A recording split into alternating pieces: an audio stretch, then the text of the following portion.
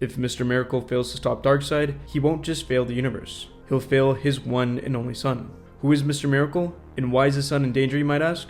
Well, he's a character that's been around for decades, but he never really gained any popularity until Tom King's groundbreaking Mr. Miracle series in 2017. This story was so well received that it's going to be adapted as an animated show in James Gunn's DCU. When I heard about that for the first time, this news shocked me, and not in a good way. In this video, I'm going to explain why James Gunn should not just touch this story, but why he shouldn't even come close to it. But before we move on, please be sure to give a like and subscribe to Reverb Comics. You don't want to miss out on our awesome content. And if you're interested in supporting my channel, please check out my indie graphic novel that's now available on Amazon. I'd much prefer you getting a kick-ass story in return. Links in the description if you want to check it out. I came across Mr. Miracle for the first time at my local Chapters Indigo. When I was browsing through all the graphic novels, the cover for this book really caught my attention. The color sequence was really bright and vibrant, yet somehow cohesive, and was all around really intriguing. So I picked it up and bought it thinking I was going to read a cool and fun sci-fi DC comic story. But little did I know that I picked up one of the best DC comic stories of all time. And I really mean it. I might be in the minority here, but I honestly think that this Mr. Miracle story is just as great as The Dark Knight Returns. Yeah, I said it. Mr. Miracle is just as great, if not better, than The Dark Knight Returns. At least for me anyways. Why is Mr. Miracle so amazing, you might ask? Well, in order to explain that, I'm gonna have to go over all the plot points in the story. So spoilers for Mr. Miracle in case you haven't read it. And just as a warning for everybody watching this story deals with very mature subject matter. This story starts off explaining why Mr. Miracle had such a crappy childhood. In a galaxy far, far away, the inhabitants of two neighboring planets are at war with one another. The good guys from New Genesis are defending themselves from the not-so-nice gods from Apocalypse. In order to reach a peace deal, the leaders from each planet offer to exchange each other's firstborn sons to stop the war. Darkseid gives up his son, Orion, in exchange for the Highfather's son, Mr. Miracle. Let me get this straight. Orion is Darkseid's own son? New Genesis and Apocalypse have been at war for centuries. Apparently, Darkseid and Highfather exchanged sons as part of some kind of peace treaty. Sounds wacky to me, too.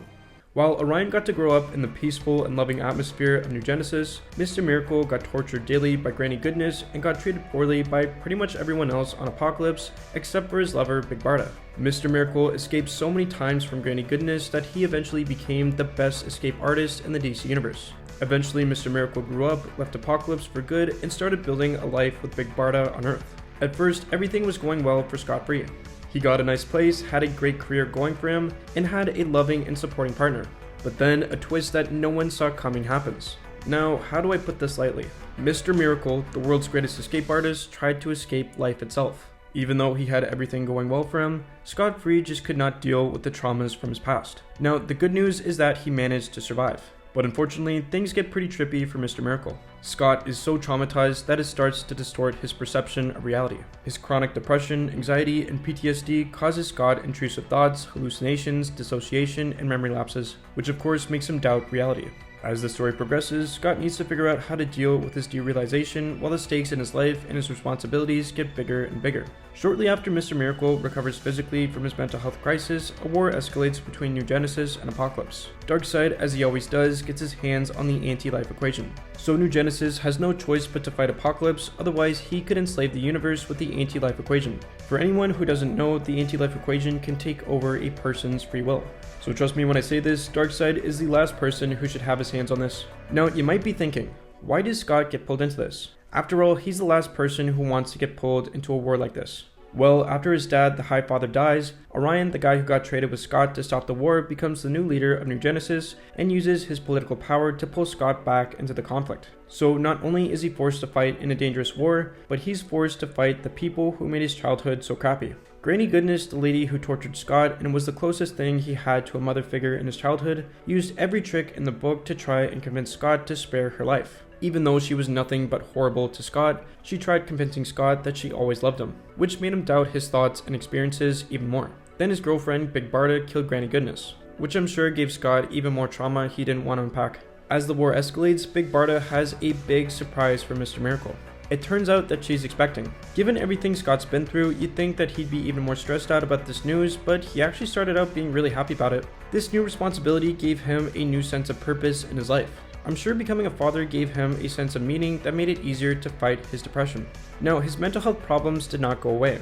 When Scott was fighting during the war, he did start to get terrified about bringing an innocent child into a violent and non-forgiving world. But nonetheless, having a child gave him the willingness to persevere and fight through his physical and mental challenges. Towards the end of the story, New Genesis starts to win against Darkseid's forces. But before the battle is won, Scott gets thrown into a dilemma.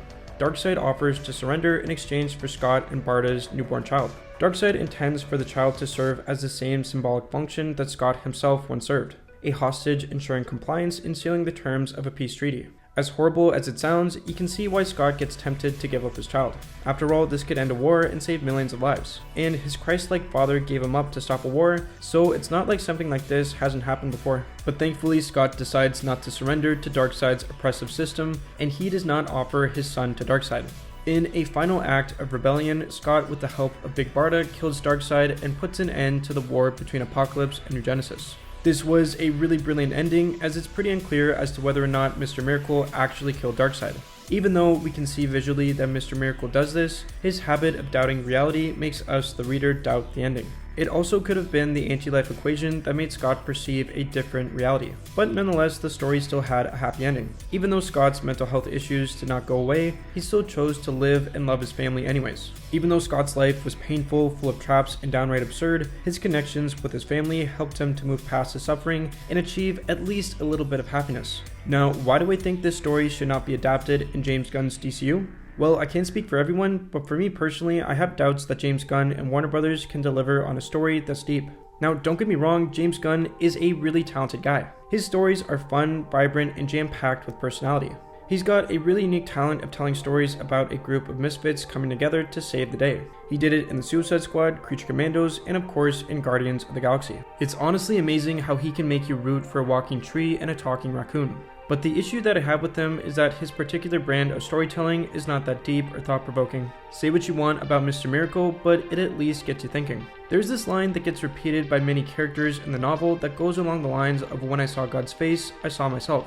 Now, this could mean a variety of different things. Seeing God's face and seeing himself implies that his tormentor, Darkseid, made him what he is. When he sees God, he sees his suffering. And when he sees himself, he realizes just how deeply that suffering has become a part of his identity. The statement also fits nicely into the story's theme of Scott trying to escape himself. The line suggests that if God controls the world, then Scott's identity is not his own. To see God's face and see himself is to realize that he is what God made him. Therefore, he is not free. This makes Scott doubt whether he has any freedom in a universe controlled by cosmic beings who treat mortals like pieces on a board. It really resonates with the series' constant questioning of whether Scott can truly escape anything. The statement also ties really nicely into the scenes where Scott's trying to prove that existence, well, exists. When he's on a beach relaxing with Big Barda, he goes on about Descartes and how he was constantly doubting. He kept on doubting until he figured out that the only thing he could not doubt was that he was doubting.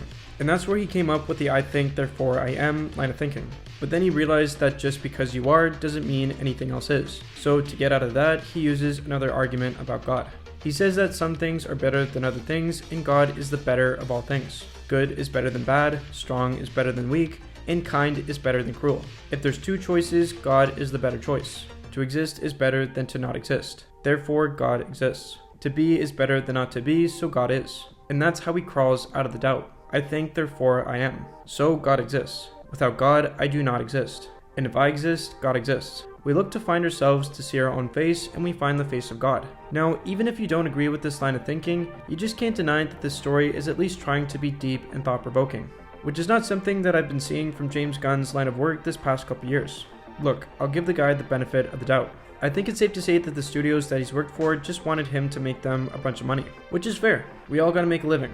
But what bothers me a lot is that this Mr. Miracle graphic novel is really powerful for people going through depression, derealization, and an intense existential crisis. So if you're going to make a Mr. Miracle show, you better make sure you have a good understanding of that story to do it justice. And real quick, I just want to acknowledge this before I forget. It just got announced that Tom King, the writer of the Mr. Miracle graphic novel, will be the showrunner for the Mr. Miracle TV show. This is really great news that reassures me a lot. I just hope whoever's buying Warner Brothers doesn't mess with his creative vision. Fingers crossed it'll go well. But anyways, those are my thoughts. But what do you think? Do you think Mr. Miracle is the best DC Comics story of all time? Do you think that this story should be adapted for James Gunn's DCU? Let me know what you think in the comment section below. As always, thanks a million for watching. Please be sure to give this video a like and subscribe so that you won't miss out on our awesome content. So that Groovy.